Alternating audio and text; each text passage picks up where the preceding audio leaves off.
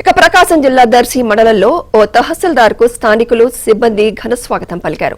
నూతన తహసీల్దార్గా బాధ్యతలు స్వీకరించబోతున్న శ్రవణ్ కుమార్ కు పూలతో స్వాగతం పలికారు. గతంలో 9 నెలలు శ్రవణ్ కుమార్ దర్శిలో విధులు నిర్వహించారు. ఆ సమయంలో పకడ్బందీగా పనులు చేస్తూ అందరి మన్ననలు పొందారు.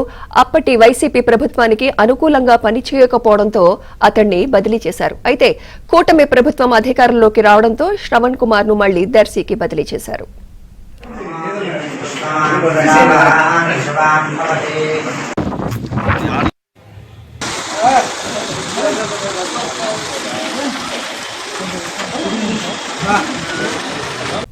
ఇక ప్రకాశం జిల్లా దర్శి మండలంలో ఓ తహసీల్దార్కు స్థానికులు సిబ్బంది ఘన స్వాగతం పలికారు.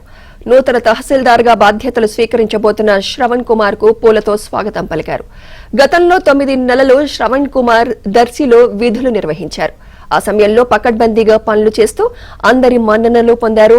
అప్పటి వైసీపీ ప్రభుత్వానికి అనుకూలంగా పనిచేయకపోవడంతో అతన్ని బదిలీ చేశారు. అయితే కూటమి ప్రభుత్వం అధికారంలోకి రావడంతో శ్రవణ్ కుమార్ ను మళ్లీ దర్శికి బదిలీ చేశారు.